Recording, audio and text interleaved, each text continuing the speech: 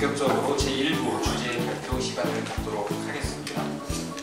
대전세종연구원의 이재영입니다.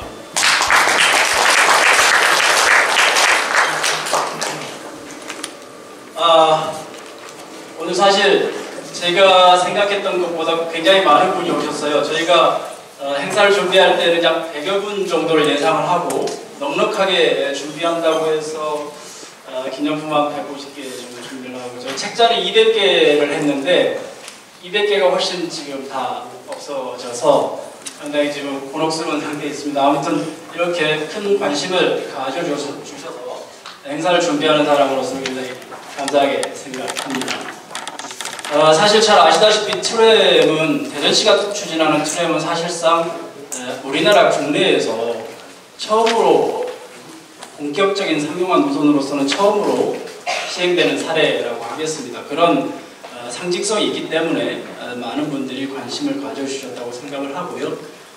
지금 현재 트램을 추진하고 있는 지자체가 제가 파악하기로 한 7개가 본격적으로 추진을 하고 있고 지난 지방선거에서 트램을 설치하겠다고 공약으로 제시된 시만도 14개 정도 돼서 현재 대한민국에는 21개 도시가 트램을 추진하고 있거나 계획을 해놓고 있는 그런 상태가 되겠습니다. 오늘 제가 말씀드리는 내용은 대전시가 추진하는 대전도시철도 2호선 트램에 대해서 개괄적으로 설명을 드리고 그 트램 사업이 이제 단계적으로 앞으로 거칠 텐데 그 단계마다 어떻게 전략을 펼쳐야 합리적인 트램을 만들어낼 수 있는지 고민해보는 시간을 함께 갖도록 하겠습니다. 말씀드릴 순서는 대전시 도시철도 2호선에 대해서 간략하게 설명을 드리겠고요. 그 다음에 트램 사업을 추진하면서 단계별로 밟아야 되는 단계별 전략과 과제를 같이 고민을 하겠습니다. 대전시 트램 굉장히 오래됐습니다. 1996년도부터 거슬러 올라가고요. 1996년도에 도시철도 1, 2호선 기본계획 승인이 되면서 시작이 됐고 2006년도에 도시철도를 지하철로 건설하는 것을 이제 계획으로 했으나 이제 예비 타당성 조사에서 탈락을 했고요. 그러저런 우여곡절을 거쳐서 2012년도에 자규상 열차로 예비 타당성 조사를 통과를 한 적이 있으나 또 역시 안전성과 위해성 논란으로 해서 2014년에 지금과 같은 이제 자규상 열차에서 트램으로 변경이 됐습니다. 변경된 이후에도 제가 2016년에 기본계획을 만들어서 국토부에 승인 신청을 해놓은 상태에서 타당성 재조사가 착수가 됐고 올해 이제 드디어 1월달에 타당성 조사가 면제됨으로써 이제 본격적으로 사업을 시행을 하게 됐습니다. 또한 2016년에는 1구간만 건설하는 것으로 계획을 했습니다만 지금 현재 계획은 1, 2구간 전체를 건설하는 걸로 계획이 되어 있다라는 게 다른 점이 되겠습니다. 보시면 트램의 노선은 서대전역에서부터 서대전역까지 가는 순환선이 되겠습니다. 총 36.6km이고 사업비는 약 8천억 정도가 소요가 됩니다. 사업 기간을 보면 2025년도에 개통할 목표로 있고 표정 속도는 약 26km/h로 운영을 하게 됩니다. 노선을 보시면 지금 저희가 이 스마트시티 요 지점에 있는데요. 정부청사역에서부터 이렇게 순환형으로 추진을 하게 됩니다. 사실 이 진잠에서부터 서대전 내거리까지가 원래 2구간에 포함됐던 사업이나 이제 본 사업에서는 이제 한꺼번에 추진하는 것으로 이제 계획이 됐고요. 각 구간별로 중요한 지점들을 보면 충남대 앞에입니다. 지금 현재는 8개 차로가 이렇게 자동차가 활용을 하고 있는데 앞으로는 2개 차로가 트램이 활용을 하게 될 것이고 나머지 7개 혹은 6개 차로가 이제 개인 승용차가 활용을 하게 될 것입니다. 그리고 이제 가장 얘기가 많이 나오는 동대전, 즉 우성대 인근인데 지금 현재는 4개 차로를 자동차가 활용을 하고 있는데 앞으로는 2개 차로는 트램이, 2개 차로는 자동차가 활용하는 형태로 이제 변경이 될 것입니다. 이거는 보통 사람들이 이제 용어를 잠식이라는 표현을 쓰는데 그 잠식이 아니라 원래부터 주인은 없으니까 도로에 이거는 서로 나눠 쓰는 거다 이렇게 보시면 되겠습니다. 그래서 앞으로 이제 이런 과정을 거쳐서 2025년이면 2호선이 개통 예정인데 과연 이걸로 우리의 할 일을 다 한 것일까? 우리 준비가 다 된 것일까? 이거에 대해서 제가 오늘 말씀을 드리겠습니다. 단계별인데요. 왜 지금 현재 기본 계획, 기본 설계를 앞두고 있는 입장에서 저희가 봤을 때 왜 이게 중요한가? 트램 사업에 있어서 2025년도에 예정대로 개통하는 것 역시 굉장히 중요하다고 저는 생각을 합니다. 그런데 더 중요한 것은 이 사업, 이 트램 사업이 그 목적을 제대로 달성하느냐의 여부에 달려있다고 봅니다. 왜냐하면 대전시가 구상하고 있는 트램이라는 것이 기존 철도 사업하고 전혀 다른 사업이고요. 트램을 추진하는 여건 그리고 목적이 정말 다른 상태에서 출발한 사업이기 때문입니다. 어떻게 다르냐면 첫 번째로 대전시 트램이 국내 처음이죠. 처음이다 보니까 계획과 설계, 건설, 운영에 사실 경험이 전무한 거죠. 그러다 보니까 사업의 모든 단계에서 아마 난제와 이슈들이 발생할 가능성이 굉장히 큰 상황입니다. 그래서 우리가 쓸그럽게 준비하지 않으면 안 되고요. 두 번째로는 이 사업이 단순한 철도 사업이라기보다는 교통체계를 전면적으로 변화를 해야 되는, 그리고 지속가능한 교통체계를 구축해야 되는 과제하고, 또 도시재생, 가로 활성화, 관광 활성화 같은 그런 여러 가지 목적을 염두에 두고 있는 사업이기 때문에 최초의 계획서부터 그림을 잘 그려야 된다, 이렇게 봅니다. 어떻게 할 것인가? 크게 추진 단계를 4가지로 구분해 볼 수가 있습니다. 먼저는 정책 방향을 설정하는 단계고, 그 다음에 그것을 바탕으로 해서 구체화하는 기본계획 수립 단계, 공사 단계, 운영 단계 이렇게 나눠지는데요. 정책 방향, 왜 중요할까요? 트램에 대한 기대치 굉장히 많습니다. 조금 전에 말씀드린 바와 같이 도시재생도 해야 되고 교통체계 개선도 해야 되는 등 굉장히 많고, 또 장기적으로는 컴팩트형 도시구조로 또 변화해야 되는 그런 문제도 있습니다. 그런데 트램을 도입하면 많은 사람들이 우려하는 것처럼 또 행태도 변하고 또 변화에 따른 혼란도 수반이 됩니다. 자, 그거에 대해서 시민들한테 혹은 사회 구성원들이 전체적으로 합의를 해야 될 필요가 있지 않을까요? 그래야 조금 불편해도 참을 수가 있으니까. 그래서 그런 목적하고 변화에 대해서 우선적으로 시민 합의가 좀 전제되어야 되고, 합의를 바탕으로 정책 방향이 설정이 되는 게 맞다라고 저는 판단합니다. 그렇게 돼야지만이 그 사업의 추진 동력이 확보될 수 있지 않을까 판단이 됩니다. 여기 이제 그 티브 박사께서 와 계시지만 프랑스 리옹 사례가 있습니다. 리옹이 1990년대까지 지하철 4개 노선을 건설했고 버스에 대해서 엄청난 투자를 했습니다. 그럼에도 불구하고 자가용이 계속 증가돼서 결국 92년도에 여러 주변 시장들이 모여서 어떻게 할까라고 하다가 제대로 된 계획을 한번 세워보자 해서 92년도에 도시교통계획을 수립하기로 했고, 수립하면서 정책 방향을 이제 설정을 해야 되는데 우리끼리 모여서 설정하지 말고 시민들한테 한번 물어보자 해서 3가지 시나리오를 물어봤습니다. 그냥 트램을 건설하지 말까요? 복잡하니까. 아니면 트램만 건설할까요?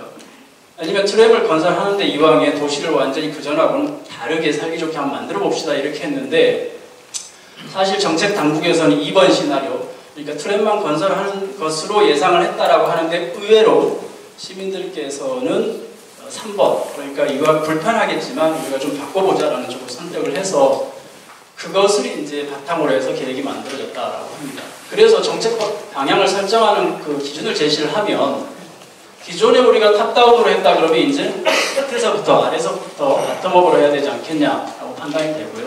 이왕 트램을 하는데 정책의 깊이와 폭은 부분적으로 갈 게 아니라 전면적인 변화, 레드 오션에서 이제 블루 오션으로 가야 된다.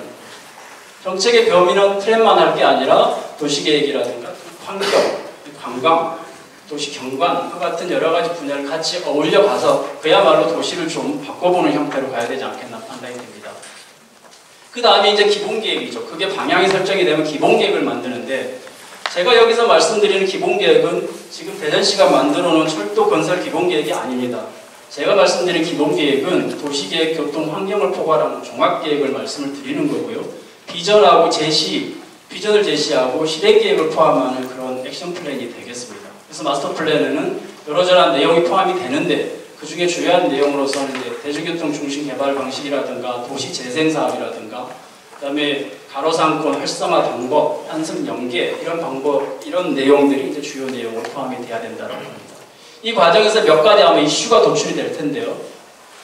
아까 모두에서 잠깐 말씀드렸습니다만은 과연 기존 도로 공간 분할을 어떻게 할 것인가. 프랑스 같은 경우는 원칙적으로 차도 공간, 즉 개인이 쓰는 도로 공간은 전체 도로의 3분의 1밖에 할애를 해주지 않습니다. 나머지는 여러 사람이 쓰는 자전거, 보행자, 대중교통한테 주는 게 원칙적으로 도로 공간 구조를 만들어 놓고 있습니다. 과연 이걸 어디까지 우리가 이해를 하고 어디까지 우리가 계획을 할 것인가 굉장히 중요한 문제가 될 것입니다. 그 외에도 교통 수요 관리를 어디까지 해야 됩니까? 지속 가능한 도시 좋은데 좀 불편하기도 하죠. 그래서 독일의 프라이부르크처럼 30km 존을 만들고 주차 제한을 엄격하게 해서 굉장히 자동차가 아닌 이런 유모차나 노인분들이 다니기 좋은 그런 도시로 가는데 어디까지 할 것인가 굉장히 핵심 이슈가 될 겁니다. 또 트램 도입 목적을 교통에 두는 경우도 있지만 도시 재생이라고 아예 딱 못 받고 시작하는 도시도 있었습니다. 스트라스부르 같은 경우인데 여기는 트램을 도입한 목적이 트램이 아니었고 사실은 도시 재생을 고민하다가 트램이 들어온 그런 케이스가 되겠습니다. 차량 시스템도 굉장히 문제가 됩니다. 현재 우리나라의 무가선 트램, 배터리 방식의 트램이 이제 개발 중에 있기는 하지만 사실은 이제 내부 장치나 이런 것들은 아직은 좀 돼 있는 상태가 아니고요. 시민들이 직접 편의를 느끼는 부분이 사실은 트램 차량이거든요. 그래서 편의 장치라든가 안전시설 굉장히 중요합니다. 또 안전이 담보가 돼야 되겠죠. 그래서 그런 부분들에 대해서 이미 이제 국내보다는 해외에서 많이 노하우를 보유하고 있어서 거기에 대한 벤치마킹을 할 필요가 있고 국산화 사례가 우리 KTX가 있죠. 그래서 빠른 시간 안에 저희가 KTX 기술을 습득한 경험이 있습니다. 지금 현재 차량 시스템은 가선, 무가선인데 무가선 방식은 두 가지입니다. 배터리 방식이 있고 이제 삼궤도 방식을 사용하는 방식이 있는데 유럽에서는 이제 안정적인 전원 공급이 가능한 그런 이제 삼궤도 방식을 지금 활용을 하고 있습니다. 운영 방식도 문제가 됩니다. 이미 트램을 이제 도입을 하게 되면 교통 체계에 큰 변화가 이루어지게 되는데 그것을 지금과 같이 버스는 민간업자가 운영을 하고 지하철은 도시철도공사가 운영을 하고 각각의 운영에서는 효율적인 운영을 할 수가 없겠죠. 그래서 이 계획에서 다루어져야 될 게 앞으로 운영을 어떻게 할 것인가, 또 요금은 어떻게 할 것인가. 우리나라처럼 요금이 단순한 나라들이 잘 없습니다. 여기 오른쪽에 보시면 시간별로 굉장히 다양한 형태의 요금을 도입할 수 있는데 이런 것들이 다 기본 계획에 담겨져야 될 내용이 되겠습니다. 공사 단계입니다. 공사 단계는 총 5단계 정도로 구분이 되는데 제일 첫 번째 단계가 도로에 있는 그 각가지 시설물들, 가운데 있는 공동구에 묻혀있는 그런 시설들을 철거하는 작업들이 필요하죠. 이게 제일 어려운 작업 중에 하나인데 얼만큼 그 하부의 구조가 복잡하냐에 따라서 시간이 좀 걸리는 거고 보통 한 1년 정도를 잡고 그렇습니다. 그 다음에 토목공사 준비를 해야 될 거고요. 그 다음에 트랩 베드를 설치하고 그 다음에 도로시설물이라든가 트램 정거장과 같은 이제 그런 시스템을 설치를 합니다. 이것도 새롭게 뭐 가로등, 신호등 이런 걸 설치를 하는 거죠. 그 다음에가 이제 시운전을 하는 건데 리용이 T1, T2를 동시에 19km를 건설하는데 이 모든 과정을 거쳐서 약 38개월 정도 소요가 됐습니다. 요거는 이제 리용이 2004년 3월부터 한 1년간의 공사 사진인데 변화 모습을 잠깐 보시겠습니다. 그렇죠? 트랙베드 설치하고 트랙을 설치를 하게 됩니다. 그 다음에 요 반대편으로 다시 이제 옮기죠. 한 개의 방향씩 작업을 하게 됩니다. 정류장을 설치를 하고 그 외에 시설물을 설치하고 이제 시험 주행을 하게 돼서 한 1년 2개월 동안에 이제 변화를 보여준 건데 이 공사 중에 주요 이슈는 이겁니다. 일단은 공사 중임에도 보행로는 확보가 돼야 되고요. 또 소방차와 같은 긴급 통행은 접근로가 확보가 돼야 되겠죠. 또 교차로가 작아집니다. 그래서 교차로에서 회전이 큰 차, 중차량은 확보가 돼야 되는 문제가 있고 버스 정류장도 여전히 기능을 해야 되고 택배 기능도 여전히 기능을 해야 되기 때문에 도로 운영이 굉장히 중요합니다. 그래서 프랑스 같은 경우는 이제 이렇게 일방 통행을 계속 변경해 가면서 공사 단계마다 통행 방식을 변경해 가면서 공사를 하고 있는 그런 상태입니다. 또 공사 기간을 단축해야 되는 과제도 있을 겁니다. 그래서 보통은 이제 미리 프리캐스트된 조립식 트랩을 활용을 해서 조금 공사 기간을 단축하는 공법이 좀 있고요. 통상 한 개 교차로를 만드는데 이틀 정도 소요되는 방식으로 이제 건설하고 있습니다. 그래서 요약을 해보면 일단 트램을 도입하는 목적이 무엇인지를 분명히 하고 그 목적에 부합한 정책 방향을 설정을 하되 그 정책 방향을 설정하는 것은 시장님이나 국장님이 할 게 아니라 바텀업 방식으로 해야 되고 또 변화를 하면 전면적으로 포괄적으로 해야 된다라고 판단이 되고요. 그래서 정책 방향이 설정이 되면 그 방향에 맞는 마스터 플랜이 만들어져야 됩니다. 그래서 트램 노선 건설은 도시철도 건설 기본계획이 있으니까 그걸로 대체한다 하더라도 기타 교통, 도시계획, 환경 분야에 걸치는 종합계획을 만들 필요가 있다라고 보고요. 또 지원체계도 필요합니다. 전문성을 갖춘 지원체계, 교통, 도시계획 협업체계를 만들고 홍보도 굉장히 중요합니다. 그래서 전문가들을 활용한 전문적인 지원체계를 만들고 또 공사 중에는 교통 불편을 최소화해서 다양한 공법을 통해서 시민들의 불편을 최소화할 수 있도록 이렇게 해줘야 될 필요성이 있습니다. 네, 다음 발표하시는 분이 이제 우리 티브 박사시기 때문에 제가 조금 시간을 좀 벌어드리려고 조금 급하게 왔습니다. 결론적으로 말씀을 드리면 트램은 사실 대전 트램은 국내에서 처음으로 시행되는 본격적인 교통사업이죠. 더군다나 단순하게 도로 위에 레일을 설치하는 사업이 아니라고 제가 계속 말씀을 드립니다. 그런데 흔하지는 않지만 트램 뭐 별거냐라고 말씀하시는 분들이 있는데 제가 이런 예를 한번 들어볼게요. 저희 12살짜리 딸내미가 있는데 며칠 하루 만에 그 도자기 수업을 갔다 오더니 그럴싸한 도자기를 만들어 왔더라고요. 조금만 배우면 어떤 도자기를 만들 수는 있겠지만 이 오른쪽에 보시는 것과 같이 고려천자입니다. 훌륭한 도자기는 아무나 만들 수 없는 거죠. 수백 년간의 노하우가 쌓인 결정체라고 볼 수 있는데 그래서 도시민의 삶을 바꿔야 되고 안전을 책임져야 되는 만큼의 상당히 철저한 준비가 필요하지 않겠나 이렇게 판단을 합니다. 제 말씀은 여기까지 드리겠습니다. 감사합니다.